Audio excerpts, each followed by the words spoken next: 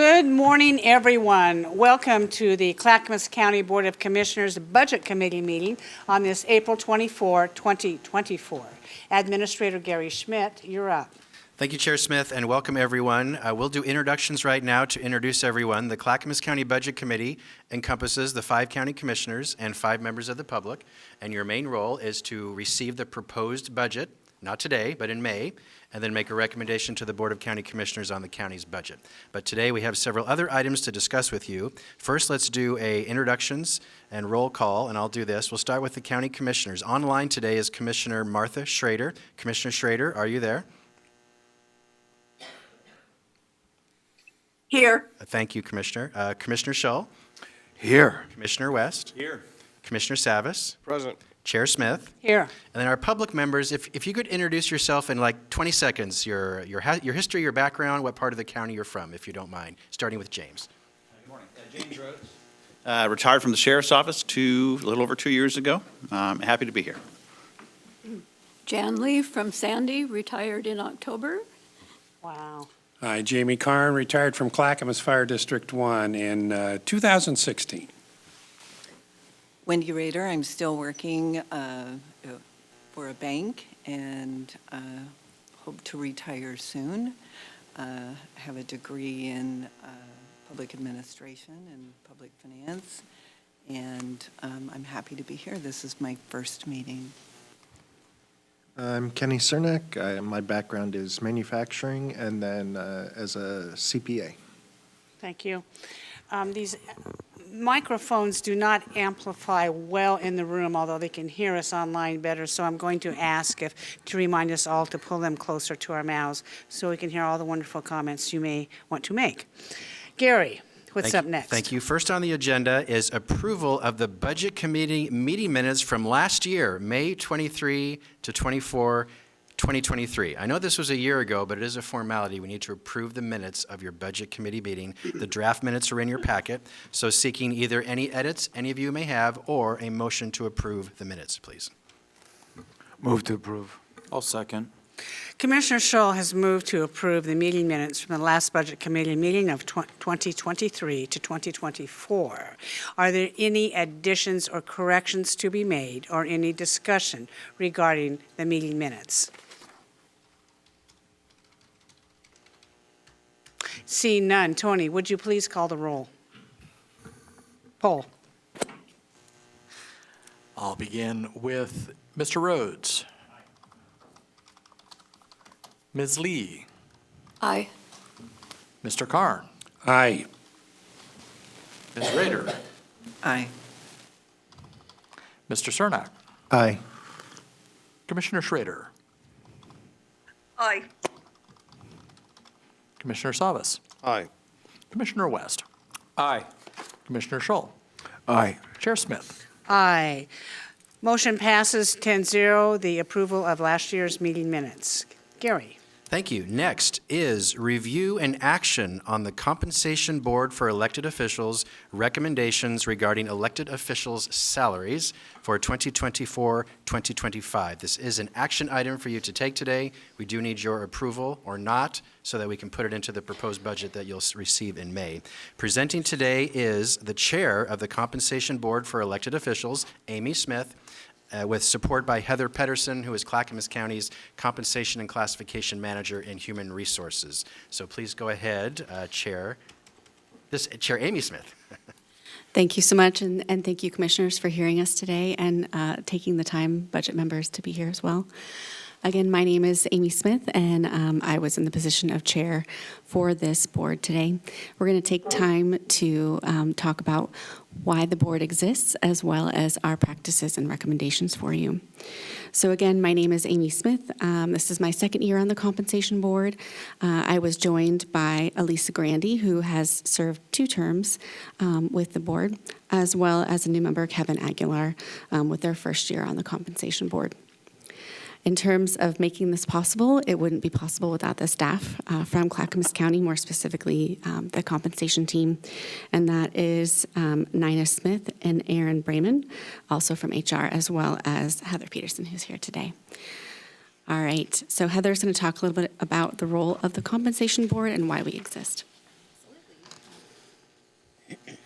Am I live? Okay, thank you. Yes, so especially since we have a new Budget Committee member this year, I'd like to explain what the Compensation Board for elected officials is for, and what the process is annually. So the Compensation Board for elected officials process is required by Oregon Statute 204.112, which outlines the annual process for county compensation boards and gives these boards authority to review the compensation of elected officials and make recommendations to a county's budget committee, which is what we're doing today. The statute provides general guidelines and considerations regarding how the compensation board determines their recommendations every year. And that includes the review of comparable positions from outside agencies within the labor market, and consideration of factors such as internal alignment and compression within the organization. So I'm going to let Amy take over. She can talk about the compensation board's methodologies, and I'm here with any questions that Amy can't answer. Thank you, Heather. All right. In 2021, prior to my time on serving the board, they adopted a methodology, which you've likely now heard now for a couple of years, which includes collecting market data from comparable jurisdictions and adjusting that data as appropriate for PERS contributions or a public employee retirement system, deferred compensation, et cetera. The labor market used by the Compensation Board includes Clark County, Deschutes, Lane, Marion, Multnomah, and Washington counties, cities of Portland, Vancouver, Metro. In previous years, the Compensation Board took a three-pronged approach. That approach considered the cost of living adjustment based on the CPI West, which is the tool used by most public entities when looking at cost of living, and has been budgeted for the non-represented and represented employee groups. Compression adjustments, the Compensation Board identified a desired spread of 10% for the purposes of alleviating internal compression, where we're seeing little to no pay difference potentially between elected officials and their second in command. That third prong was market adjustments, where elected positions are more than 1% below market average. We would then look at any needed market adjustments. There are no market adjustments recommended for this year. Any questions on that methodology? I don't see any. Thank you. All right, so these are our recommendations for the fiscal year 24-25. As outlined in the full report that I hope most members have, the Budget Committee received from the Compensation Board, it is recommended that all elected officials receive a 4.1% COLA or cost of living this year, which is equivalent to the COLA recommended for non-represented employees for Clackamas County. Of note this year, as in past years, the Compensation Board has recommended a COLA amount for the district attorney that represented an equivalent overall increase to the DA's total salary, which includes both the state and county amount. This year, as a distinction and based on questions and recommendations or considerations in past meetings, the recommendation this year of that 4.1% COLA on the county portion only of the DA's salary. In addition to those recommendations, there are two individual increases for two elected positions that you'll note in the report. One is for the board chair. The Compensation Board recommends an increase to the add to pay applied to this position. The add to pay rate has been historically 2% since implemented in 2013. In consideration of the additional responsibilities associated with the board chair position, the Compensation Board recommends a modest increase in the add to pay from 2% to 3%. Additionally, we have recommendations for the sheriff. The board is recommending an additional 2% increase to achieve the 10% spread between the elected and their second in command.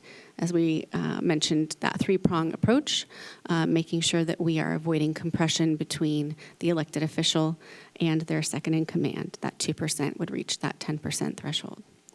There are no market adjustments recommended for this year. All right, questions?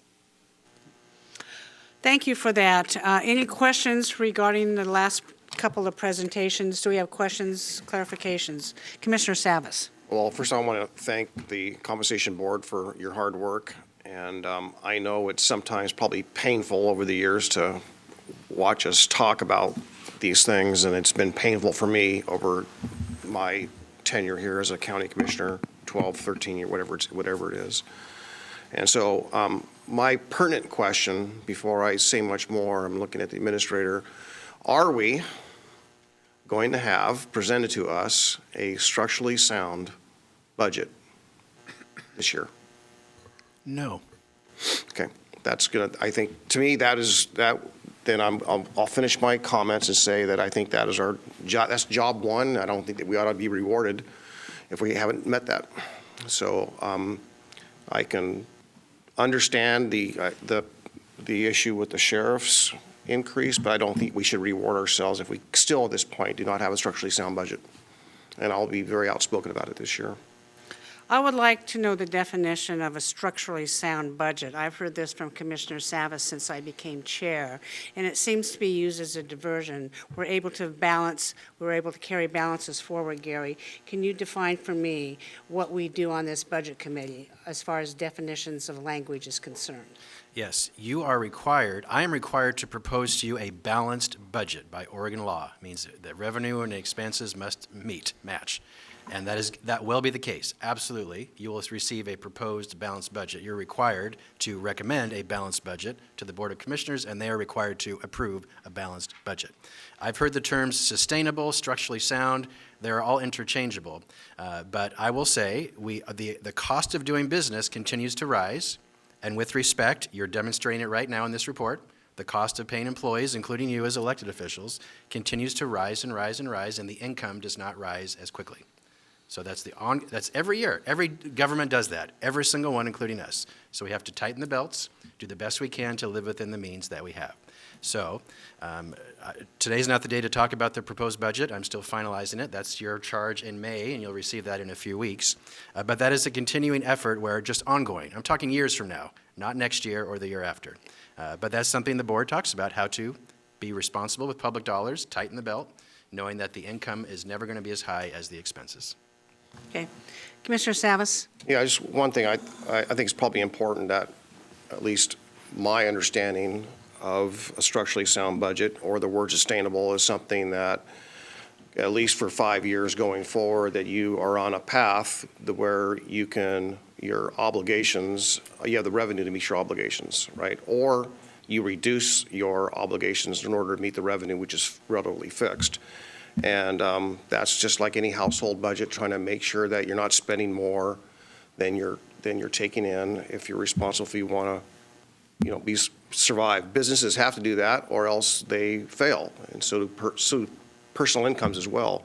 So I believe this board had said that they were destined to, and we made obligations that we would have a structurally sound budget by now. And years passed, and I voted for the budget under that premise, and I'm surprised to hear that that's not the case. So it's not a diversion. It's a fact of life. It's something that we made an obligation to do, is have a structurally sound budget. Again, that's something that's sustainable for at least in a window of 5 years. Gary? So, look, I am just your humble public servant. You're the elected officials. You're the policymakers. The budget is structurally sound for 5 years. I'm concerned about year 10, 15, year 20. I'm looking that far ahead. But it is sound for the next 5 years, to be clear. Thank you. The definition of 5 years has never been voted on or agreed upon by anybody except for Commissioner Savas, who's trying to set a standard for this budget that has not been yet adopted. Gary, how much do we have in reserves and contingencies? Way over the 5 and 10% policy level you requested. Do we have a number for that, Sandra? You're in the room. It's at least 35 million for both. Plus, we have departments do great. They never spend their full budget, and we carry over the unspent carryover. So that For the record, high. I would like Sandra to come forward and state what the amount is for our carryover on reserves and contingencies. Yes, Sandra, please come forward. She's looking it up. Now, I will say, we do have a hefty reserves and contingencies. And every year, our tax assessor will come forward during budget time, and he will make a presentation that says the growth rate will be X. And so far, the growth rate, maybe one year we even exceeded our growth rate on our property taxes, which is where most of the salaries come from, not all, because if it's a position from the federal government or the state government or SHS dollars, those positions are paid for separately with those dollars, and you'll find that out. Sandra, do you have that number? Yes. Good morning, Sandra Montoya, Budget Manager. We have 90 million in reserves, contingency, and unappropriated Okay, funds so- in the general fund. 90 million. 90 million. That is pretty high. I would think that could take us over 5 years in anticipation, and we can see trends. If we see a trend that we think is not sustainable, we can certainly pivot, and we can certainly make that adjustment. And like I say, the biggest share of the money going out the door is for people who work here, and that happens through our labor negotiations. So if anybody is upset that we do not have a sustainable budget or a structurally sound budget, Commissioners, I suggest you quit giving people raises. Okay? If that's where you want to do it. Gary, next up. All right, so I have you haven't asked, but I'm going to give it to you, my recommendation on the Compensation Board's report. First, I suggest you do 3 separate motions for this discussion. As far as the COLA, yes, I do recommend a COLA. Every other employee in this organization is going to receive a COLA. You all have to buy groceries and gas for your cars if you have gas cars, so you should get a 4.1% like every other employee. I do recommend that. I do not recommend the other 2 changes requested by the Compensation Board. The change in the chair's salary, with respect to Chair Smith, you worked very, very hard, but I think we can get through another year without an increase in that. And I also disagree with great respect to the Compensation Committee, I totally disagree with the 10% compression between an elected official and their number 2 deputy. I've always disagreed with that during my 5 years as your budget officer. Elected officials are not department directors. They're not. They remind me of that every day. They are accountable to the public once every 4 years. They are not accountable to you, the board. They're not accountable to me.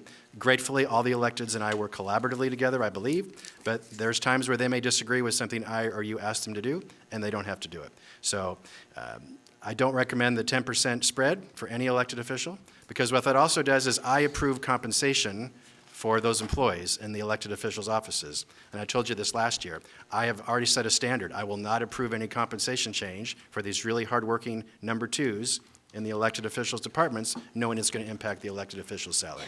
And that's unfair to those hardworking employees. So I do not recommend that 10% spread. Okay, before I go to Commissioners, Gary, you said 3 motions. One on the 4.1% COLA. COLA, yes. The second is on Chair Smith, myself, and the sheriff. And what was the third? I'm sorry, the second would be for the chair's increase. And then the third would be for the I sheriff's get increase. it, so those, okay. Yeah. Commissioner West. A couple questions on the chair's proposed increase and the sheriff's increase. Our current sheriff is relatively well compensated. Am I correct that that current sheriff makes 14% above the market? Heather, would you answer that, please? Yes. Yes. Yep. Is it not true that the sheriff actually sets the salaries of her under sheriffs? No. Who sets those The salaries? county administrator is responsible for the compensation plan for every employee, including those that report to the sheriff. Okay, so if we're with an 8% undersheriff to the sheriff, that's set by the county administrator? Gary, you set those salary ranges? After a recommendation by HR, yes, I do. Okay. But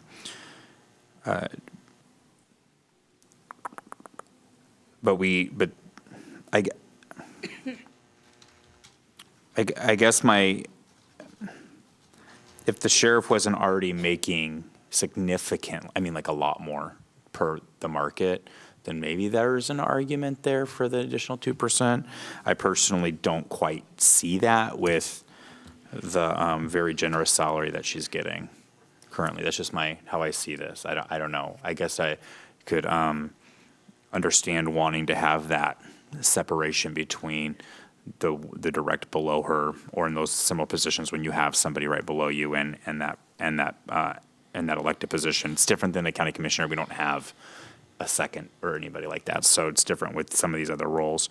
But I would tend to agree with your analogy or your assessment, not your analogy, but your assessment, Gary, on the sheriffs. But unlike the chair doesn't make a market rate in Clackamas County compared to her peers. The chair might even disagree with me, and so may others, but a 1% increase still doesn't get the chair to market rate. And I think our chair does valuable work. She works very hard. And I think if we're going to be market-driven, it is fair to ask for the 1%. I think that's a fair assessment of this. But it's still below market, so this is a different situation than the sheriff. Thank you. Commissioner Scholl? Yes, good morning. Regarding the COLA of 4.1 for elected officials, I would support that. For the sheriff, in looking at this additional recommended increase, I think the sheriff is right around $259K a year, right in that range. So a 4.1 COLA is already going to give her a little bit over $12,000 a year increase. So that's significant. The people of this county are elected by the people of this county elect their elected officials to look out for their best interest. And the people of this county are, to say the least, finding that making ends meet in this economic climate gets more and more difficult all the time. So in solidarity with the people of this county, I recommend that elected officials receive only the 4.1 COLA this year. Thank you. Thank you, Commissioner Scholl. Now, let's make no mistake. My comments had to do with the overall condition of the budget, which I'm not going to sit here through all next and have somebody malign our budget and the process we're going through when it's not true. Just be very clear on that. And secondly, I do not support a salary increase for myself of 1%. I will vote no on that, and I will vote on the sheriff too. But I agree with Commissioner Scholl. If every other employee in Clackamas County is getting 4.1, then the elected officials, and it's just not us sitting here. There are 9 elected officials in Clackamas County? 10.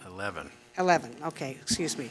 And they all have indicated that they think that they should get 4.1%, because in every case, and almost in every case, there's going to be that differential within their office managers or their number twos, whatever you want to call them.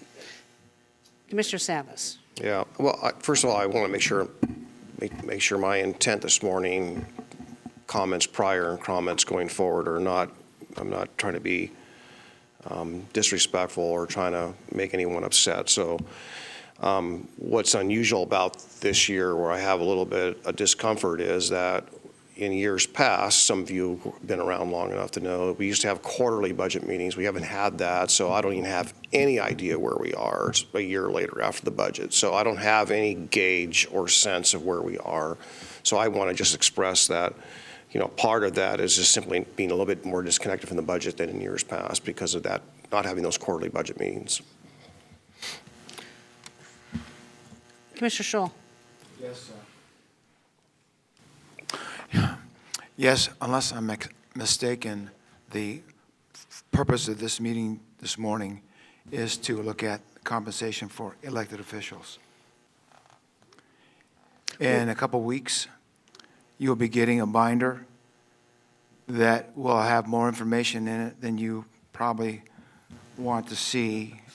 It takes many hours to go through, and it's during that process that starts when you receive those budget binders of, I don't know, 500 pages, I think, that you begin to individually look at what you think needs to be done in next month when we have our budget week ending on the day of budget deliberations, on which day each of us will have the opportunity to make recommendations for reductions in any line number in the budget, increase, or to eliminate something out of the budget.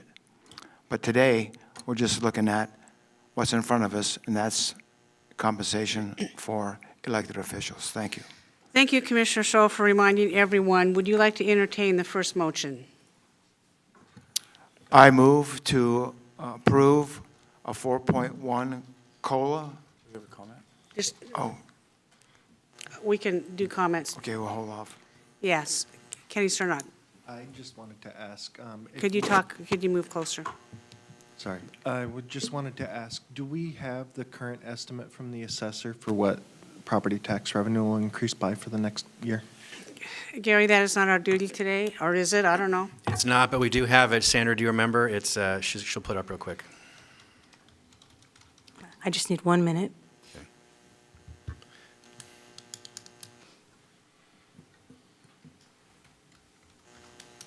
People keep moving here, Chair.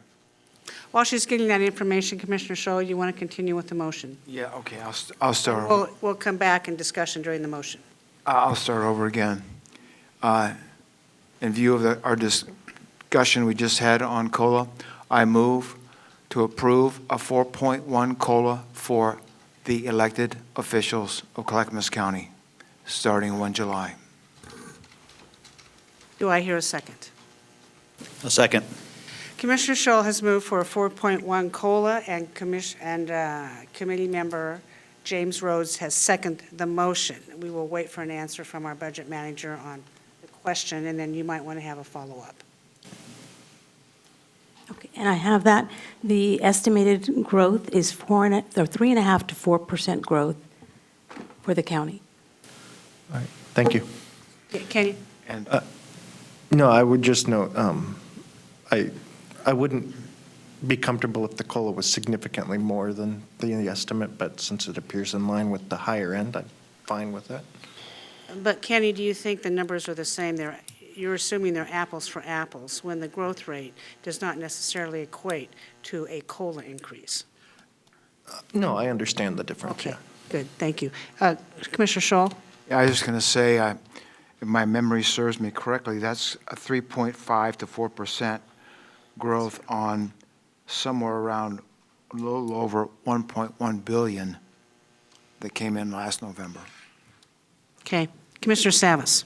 Yeah, I appreciate the question Mr. Cernak raised, and also, I don't know if, Sandra, if you can give us what the increase in our expenditures or our liabilities are.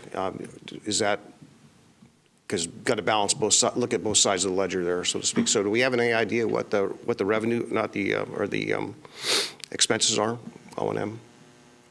So we can't discuss fiscal year 24, 25. The assessor's estimate or projections for property value is a public record document, so I can easily share that.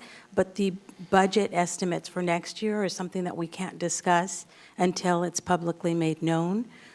So I'll withhold that. But if I can check what we put in the budget, the adopted budget document for growth of expenditures in 23, 24, if you would like me to check that number. Yeah, again, I guess to just trying to get my sense of where we are, and I think it's natural for anyone in making a decision that has a financial impact to kind of understand where you are fiscally. So it's just an awkward time not having that. Thank you. Any other questions or comments? I will call the question. Tony? Commissioner Schrader. Aye. Ms. Lee. Yes. Commissioner Savas. No. Mr. Karn. Yes. Commissioner West. Aye. Ms. Rader. Yes. Mr. Cernak. Aye. Mr. Rhodes. Aye. Commissioner Scholl. Aye. Chair Smith. Aye. Motion passes 9-1. Thank you very much. Moving on, the second question. Do I hear a motion regarding the second question regarding the chair's compensation? Go ahead. Chair, I move that we do a market adjustment of 1% for the chair's position here at Clackamas County. Motion has been made. Is there a second? I'll second. Commissioner West has moved for the chair's increase of 1%, and Commissioner Schrader has seconded the motion. Any further discussion? Commissioner West. Yeah, and I just, currently the chair receives, it says here, a 2% above the commissioner's salary. This would make it 3%, and it's still 2% below market rate. I think that's a reasonable ask to get closer to market rate, and that's why I am going to support my own motion. Gary? Sorry, with respect, I want to clarify, because you just heard the market rate is in line. So Heather, could you please comment on that? Right. Let's see here. The commissioners, as far as I know, we're not under market. Amy, are you recalling? Yes, so in looking at this information, I recall when we were looking at the commissioners that we don't necessarily have a lot of significant comparables, but that the commissioners were in line. We were looking at the additional duties and responsibilities and public recognition for your role, Chair, and that raising that percentage would be mindful of those additional duties that you hold. Go ahead, Heather. So the commissioner position themselves were not under market. The chair position we looked at last year to see if we did have comparables for specifically for the chair position. Most of the agencies that we survey have, if they have 5 chairs or 3 chairs, they have a rotating chair assignment, so it's not really the same as our chair position. Washington County does have probably the most similar setup with 4 commissioners and 1 elected chair. Their recent salary commission provided a 10% add to pay for their chair position. So that's probably the closest match that we have to our chair position. James. So question as it relates to comparators to when we use and we talk about market rate, are we talking about just the other counties in the metro area?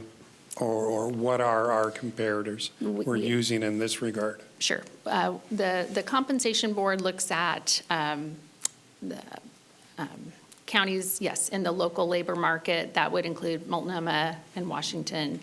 They also look at Lane and Marion counties. They look at Clark County, Deschutes County, and then they also look at cities, local cities, so including the city of Portland and the city of Vancouver, as well as metro regional government. Okay, thank you. Commissioner West. So I guess I do want some clarification on my own motion. It's my understanding, just by, maybe I misunderstood it, but comparatively just the chair, not us commissioners, but the chair itself. I agree that we're at market rate as commissioners, but for the chair itself, that if you compare to the city of Portland, the mayor, if you compare to larger entities like the chair in Washington County makes more, I think it's still fair to compare to Multnomah County's chair, even though JVP's role is a little bit different in its function, but it's still a chair position. Marion County's rotates, it's my understanding. It's not necessarily totally the same. I think Deschutes is the same way. But even if we were to look at the larger cities like Eugene or whatnot, I just, that's where I kind of get to that 1% is still being modest to be market rate with the chair position, to be like in alignment. But that's where my thoughts are coming from, just clarifying. Am I thinking along the right lines here compared to like what the information you provided? Is my understanding sound correct? Well, I think what you're comparing to, so this compensation board, interrupt anytime, Amy, but historically has not used Multnomah County's chair as a comparable. Okay. Mainly because the Multnomah County chair has a lot greater responsibilities, similar to what our county administrator has. They don't have that style of government, the same setup that we do. So while I agree, it's an elected chair position, the compensation board has not historically used it as a comp for our purposes. Okay. I guess that answers my questions and the motions out there, so. Okay. Commissioner Savas. Yeah, I just want to my 23-year perspective as an elected official in one capacity or another has been that on compensation, it seems as I've realized early on, not well before I was a commissioner, and not as a paid, as a volunteer, nonpartisan special district representative, that the nature of the comparables seem to basically build a model in which the salaries perpetually, not electeds, but the salaries perpetually just rise and rise and rise based on comparables. One district will raise their salary and say, well, we're bigger, we're this, we're that, therefore we got to be paid higher. Then another district next time around will say, well, that district's good, they just give themselves a raise. So you have this perpetual increase, and wages never go down, and whether or not the market or COLAs reflect that doesn't matter. There's only one way it goes up. And certainly we're seeing times right now where school districts and many government budgets are really struggling with the payroll increases. This is payroll related, whether it's elected or not. The other anomaly this year, you mentioned Washington County as being the comparable. For those of you who know or watch, one of my longtime friends is a commissioner in Washington County who did not support the substantial rate increase for our elected officials. So they saw a huge spike. So that's an anomaly that we're gauging as an example of that perpetual climb. So take a hard look at that. But I'm sure if you subtract the Washington County salary out of that, we're probably within market. Any other questions or comments from the committee members? Is there a motion on the table? There is a motion. Let's vote on that. Mr. Rhodes? No. Commissioner Savas? No. Ms. Lee? No. Commissioner Schull? No. Mr. Karn? No. Ms. Rader?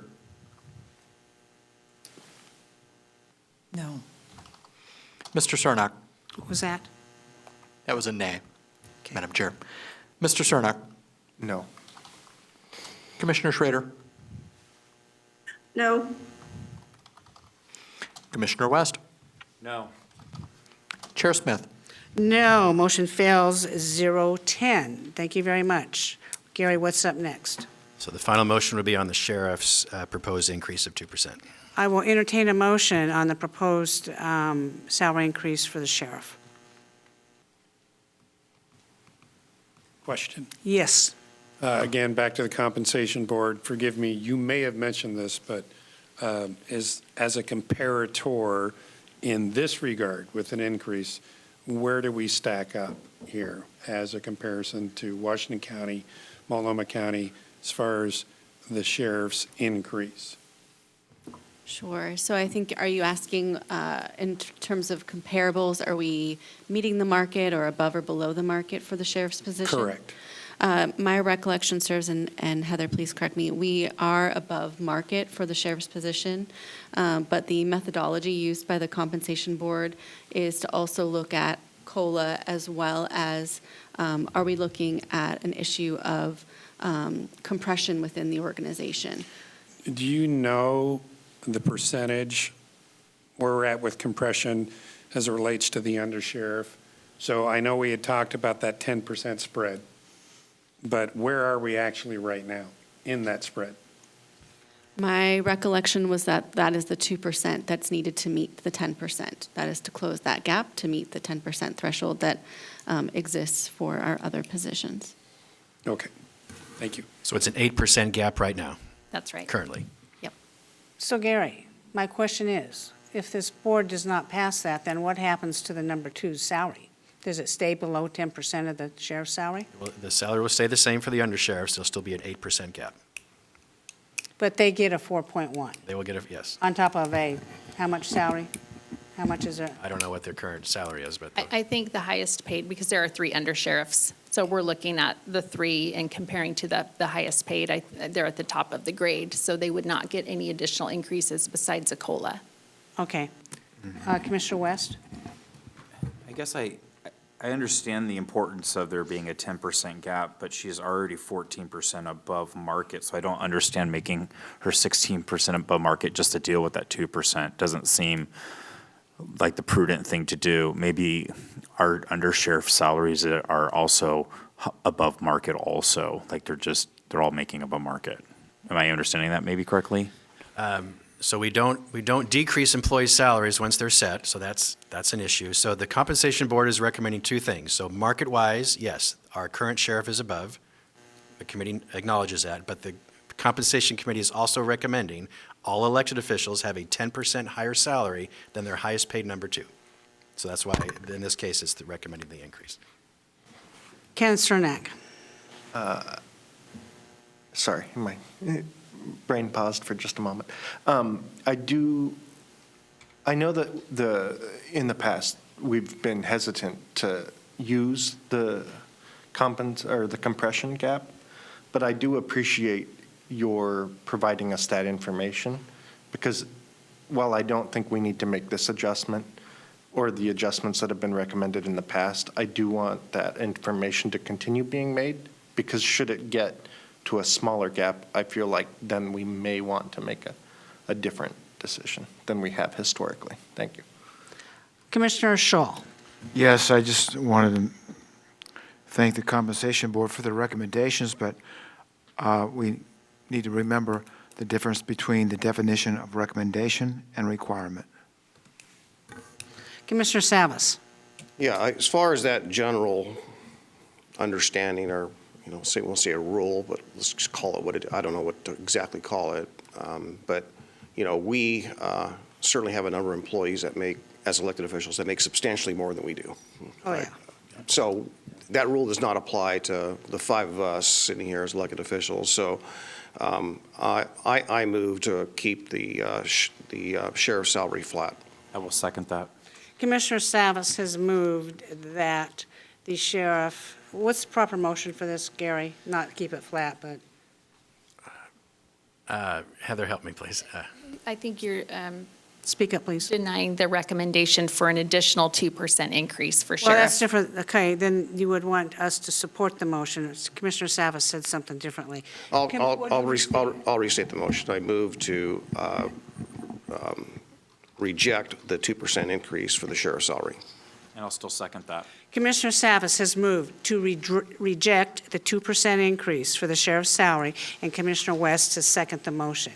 Any further discussion on this? Before we leave, I want to understand, how did the term compression come into all this? Is it a law? Is it a county ordinance? What is it? Heather, would you please answer that? I can. The compression is something that is a compensation term that we look at in relation to internal alignment, and there is compensation practice in general where you have subordinate employees and a difference between those supervising the subordinate employees. There's typically a spread that you like to see to allow for supervisors to be paid more than those that they supervise, and that can range from anywhere between 10% to 25%, depending on the levels within the organization. So it's not a rule, it's not a law, it's a guideline, and it's something that this compensation board has tried to just incorporate into their recommendations. Okay, so it's a philosophy. Yes. It's not a law. Do you have It's not an anything you want to ordinance. add to that? It's a philosophy that they have used, which, I appreciate it, I really do. But if we fail to give the sheriff, my point is this, if we fail to give the sheriff a 2% increase, we are not in violation of our own statute or any RSs that would govern our abilities to set rates. That is correct. There is a state law that the sheriff must be paid higher than the highest paid employee in the sheriff's office, but the state law does not say by how much. So our attorney, Stephen, has advised, $1. That means $1 higher. Okay. Any further discussion on this? Tony, please repeat the motion. The motion is, Commissioner Savas moved that I move to reject the 2% increase on the sheriff's salary. Okay. Please call the poll.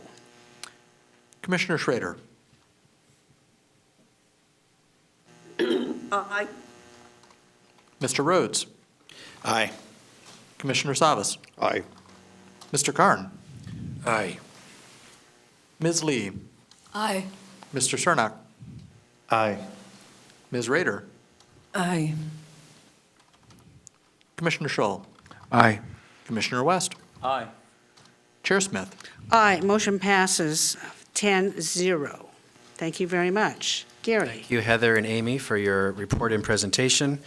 The next on the agenda is a review of how the county spends general fund. This was my request to give you all sort of a prep primer before your main work starts in May as a refresher to all of us on how the county spends our limited general fund. I've asked Cindy Becker, who's a project coordinator in the Office of the County Administrator, who's helped me and us on budget last year and this year, to do a quick presentation for you. There's a slide deck in your packet, so Cindy will walk through this for you and answer your questions.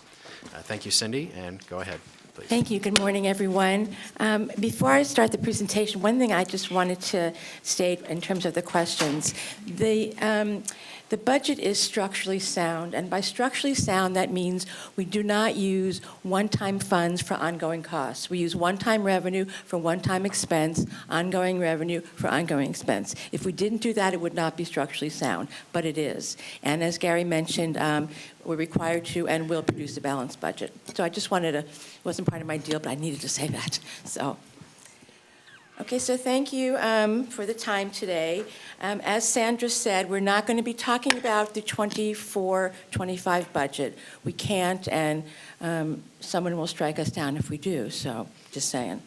In your packets, the purpose of this presentation is to really refresh your memories and also, while we can't talk about the 24 budget, the proportions and the percentages that you're seeing are pretty consistent, so you're not going to see like these huge changes, and so this will be a really good grounding for 24-25. God, these things are long. Hold on a second. Okay, so do you all have the, is the PowerPoint coming up, or are we talking about? Yes, it's in front of us. Oh, look at that. Yeah. Okay. Okay, all right, thank you. So are you going to click it, Tony? All right. So the first slide is to give everyone the context of the general fund support. Because while we spend our time talking about general fund support in the budget hearings and in the deliberations, general fund support is actually only 12% of the total revenue received by the county. So in 23-24, we received $1.26 billion, but only 12%, or about $153 million of general fund is really what we spend the time talking about. And by the way, if you have questions, you want them to wait, Chair, or just ask? Okay. So this gives you a good sense. We get, and on a department by department basis, the amount of these funds obviously is going to change, the percentage. Some departments, like Department of Transportation and Health, Housing, and Human Services, get the majority, over 90% of their budget comes from other sources, as opposed to the district attorney, where the majority of their money comes from the general fund. So this 12% is not consistent by department.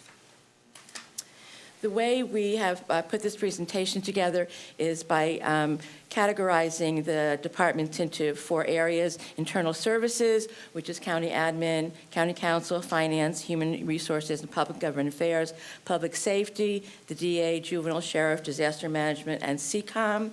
And the operating departments, not that these others aren't operating, but these are the departments that really don't fall into the others, which is health, housing, and human services, and transportation and development, and elected officials that are not part of public safety, which is assessment and taxation, and the Treasury. And again, these are departments that receive general funds. So if something is not on this list, it doesn't mean we don't care about them, they don't receive general funds. Am I talking too fast? No. Okay. Committee, if during the presentation you have a question, just raise your hand and we'll stop and we can do your questions. Thank you. So looking at the $153 million, the question is, well, how does that separate out by these categories? And so you can see that public safety, which includes the departments that I listed in the previous slide, is 66% of the general fund. Elected officials receive 6.4%, operating departments 11.6%, and internal services 15.9%. The next slide shows you the distribution of general fund support by department.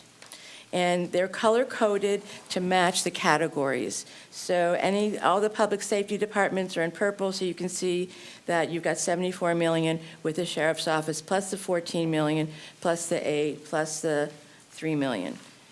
And so on. So you can see, again, this matches really well with the previous slide that shows that the percentage-wise, public safety does get over 2/3 of the county's general funds. Cindy, if you'd pause right there, I asked the committee, please look at this very carefully. This is where the money's going. And you can see exactly where it's going. So when we talk about future reductions or cuts, you can see exactly where it could or should come from. It's right there at the top 5 departments there. Just let it sink in. That's where the county's general fund, which is property taxes, let's identify that, but the public pays to live in this county. All right, thank you, Cindy. Commissioner West. Just a refresher from last year, Gary, if I remember correctly, for many years, the district attorney has been doing with less and somehow still making us one of the safest counties. We're the safest of all the large counties, by the way, and significantly safer than our neighbor to the north. So I see that's that 14 million, but there was an increase this last budget cycle to try to fill those big gaps within his department. Am I right? That is correct, yes. And then last year we did fund, that was a record number at 74 million historically for the sheriff's office. The highest so far, yes. Highest so far that we've ever had. Okay. So we're obviously prioritizing public safety. I would say yes. Thank you. Yes. Cindy, before you go forward, can you define for us what is departmental at $5 million? Thanks for the question, because it's one that most people have who don't live in the budget world. And so non-departmental, every county has one. Think of it as a vessel. It's where the property taxes come in and the general funds go out. So it's non-departmental means it's not associated with an individual department. So the property taxes come in, and then the general fund support is sent to all of the departments. That's where debt service is paid. So it's just a vessel where things kind of come in and out, and that are for the good of all the departments. But why is $5 million listed there then? That's the debt service payment. Debt service, thank you. It's debt service, Commissioners. Mm-hmm. Commissioner Savas. Yeah, one thing, just because, Gary, you asked us to focus on this particular slide and this topic, and a year later, pretty much from last budget season, we had a lot of stuff going around, and even recent media about the sheriff's office budget being cut. And I'm going to ask you a very specific question, because I know the answer, but I think I could be wrong. Did the sheriff's office receive a reduction or an increase of general fund support in the current budget approved last year? Sorry, so I was to say that currently, no, hasn't happened yet. I'm talking with the sheriff right now on helping make sure the budget is balanced before the end of the fiscal year. Well, what I'm talking about is last year. Yes. Yes to what? Sheriff did receive an increase over the previous year. That's my, yeah. Oh, So, I'm sorry. Yeah, Okay. because the word on the street is, or because of the media coverage, that we cut the budget for the sheriff's office. And I know that there's a levy, there's the different revenue streams, but from the general fund support, we added in the end, and that's why, we'll have the numbers to show that last year we actually increased the general fund budget, and we also, board took the effort of making a public statement that if there was any shortfalls, that we would back it up. And we'll talk about that when the budget's released, but I just want to have that affirmation and clarification as to what we did last year. Yes. Is that it? Yeah. Go ahead, Cindy. Thank you. The next slide goes into the actual distribution by the category. So for public safety, and you can see, while public safety is 66.1% of the general fund. You can see how that is spread between the 5 departments and elected offices that make up public safety. So the sheriff's office gets 73% of that, DA 15, juvenile 9, CCOM, it says 0%, it's actually like 0.02, but my graph didn't put that on there. Cindy, please talk right into the microphone. Thank Okay, you want me to start over? No, just keep going, please. Okay, and disaster management is 3%. So you can see even when you carve out the public safety share of the general fund and then recarve it out, this shows you what those proportions are and what those relationships are in terms of how that money gets distributed. Questions? I want to make a point of clarification since we have some maybe new people watching. Although the sheriff's budget is this amount of money from the general fund, there are 2 other fund sources that support the sheriff's office. While that is probably not on the slideshow today, that's a substantial amount of money that also goes into the sheriff's office for services. Thank you.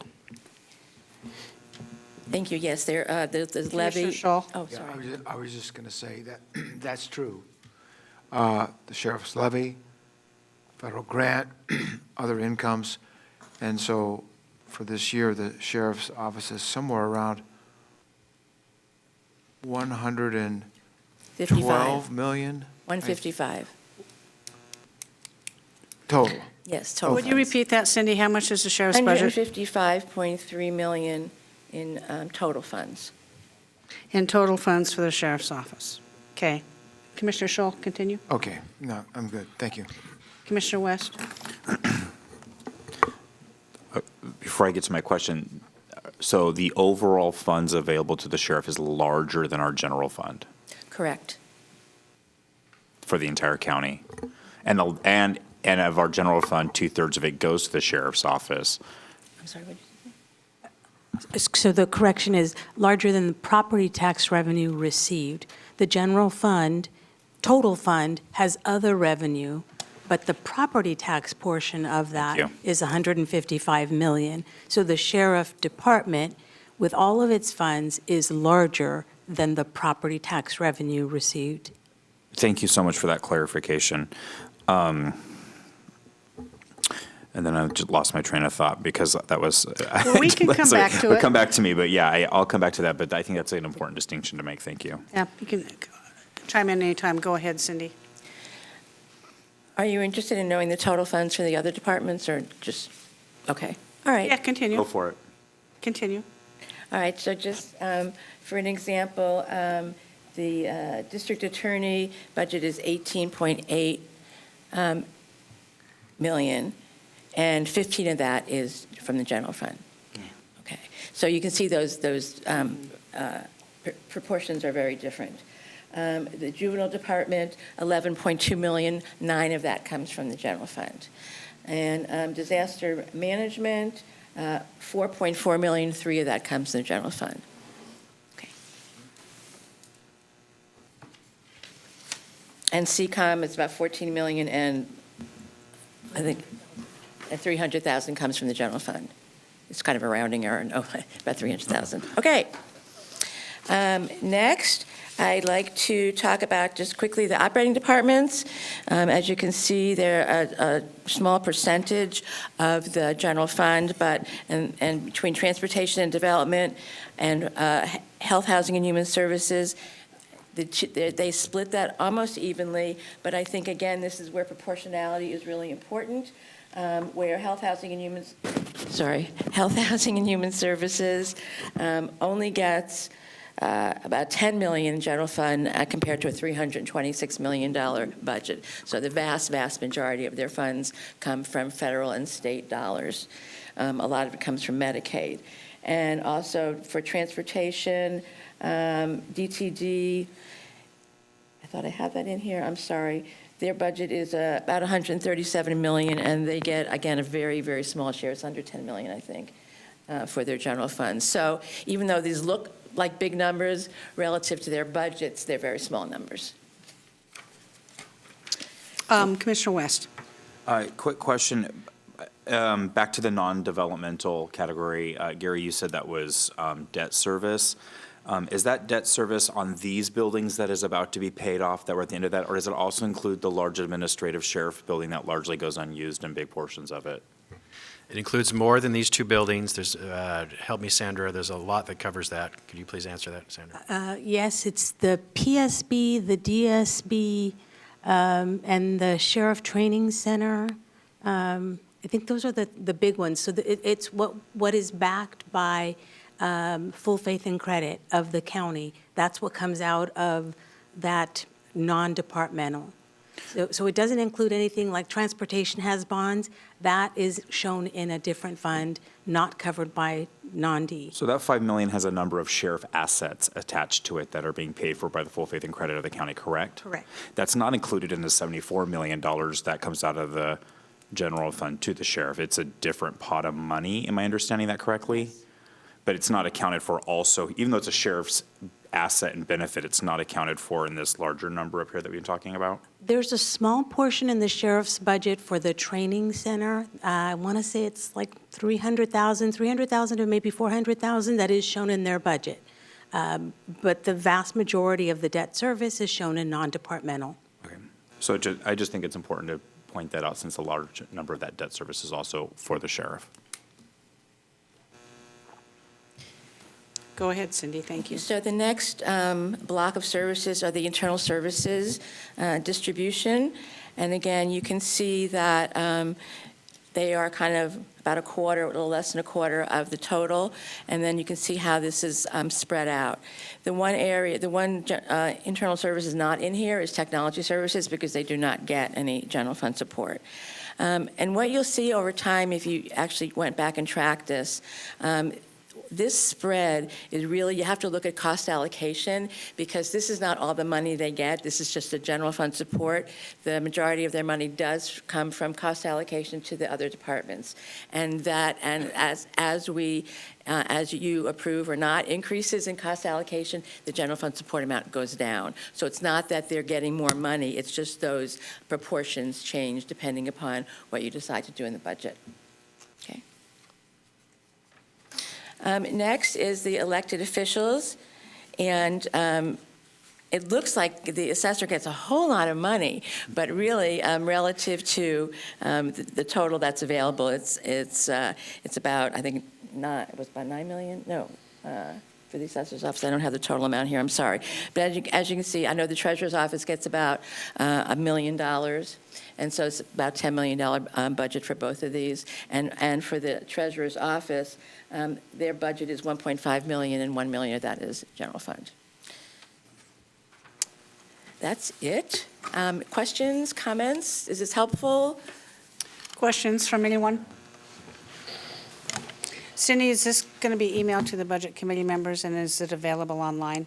It is. It's part of the staff report. Okay. It's online now.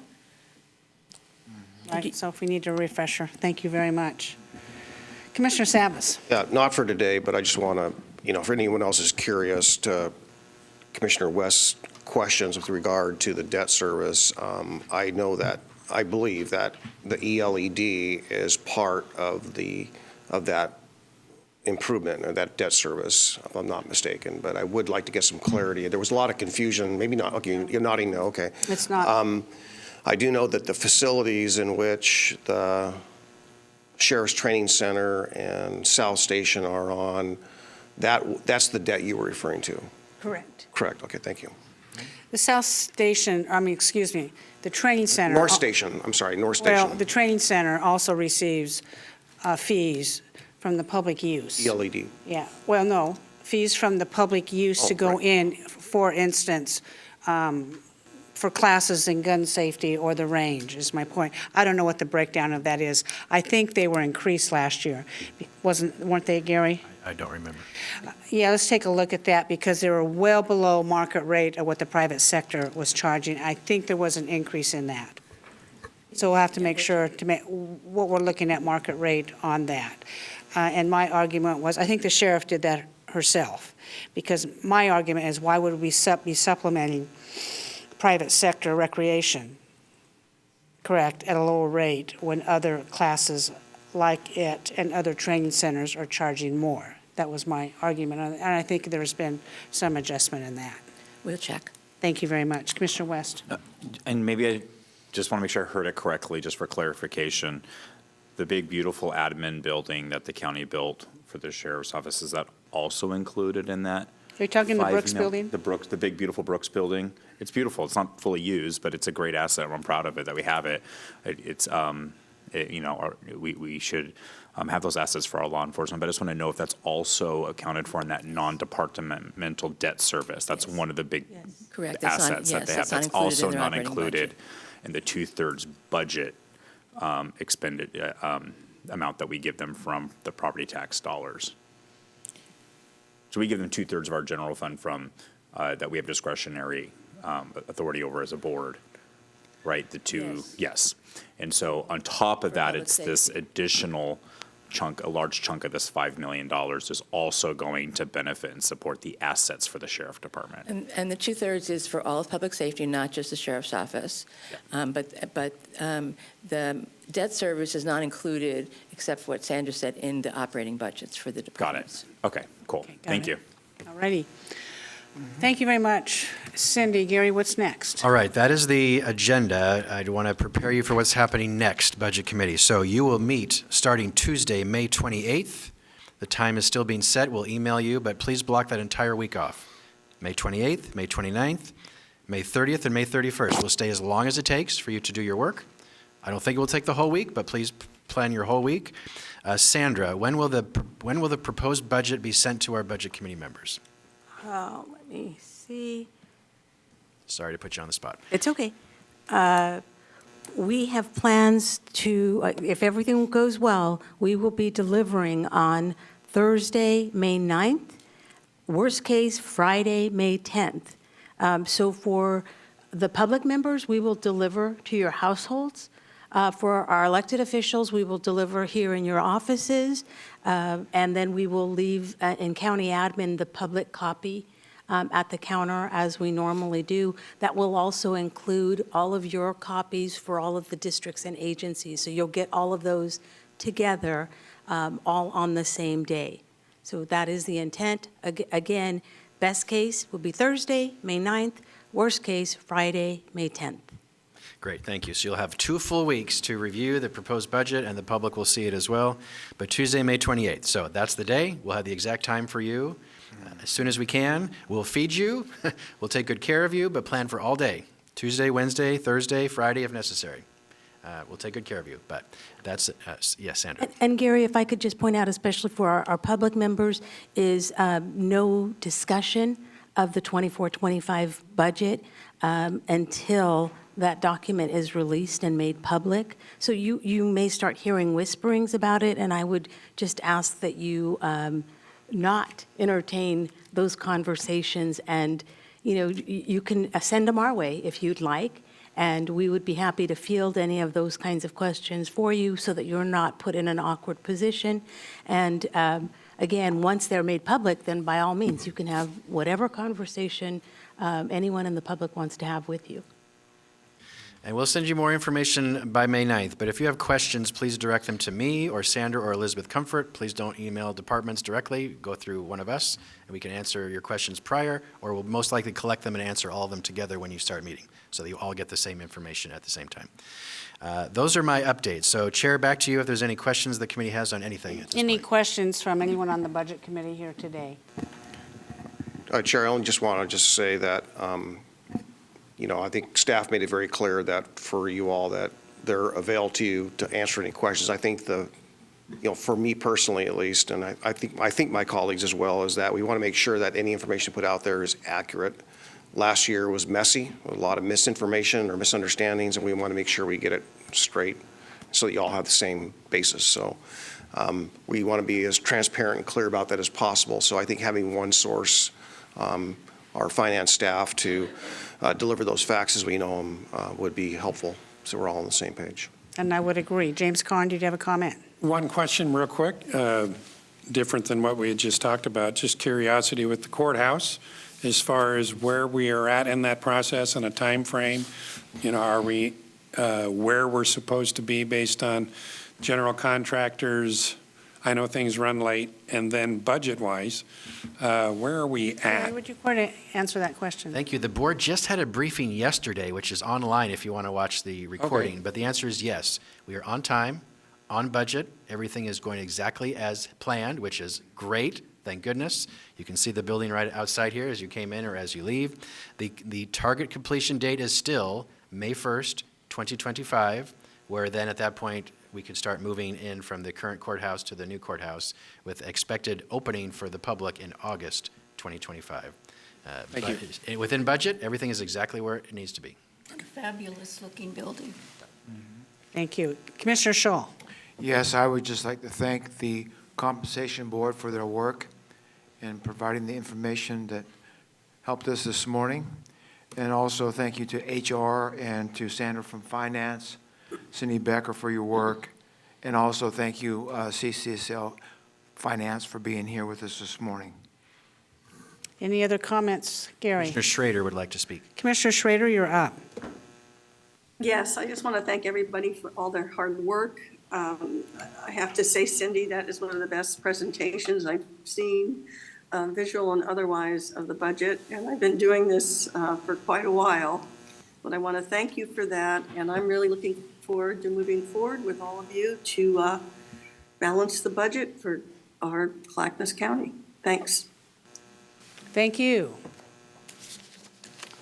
Have we concluded our comments? I think so. Thank you all for attending today. Seeing no further business before this Clackamas County Budget Committee, we are adjourned.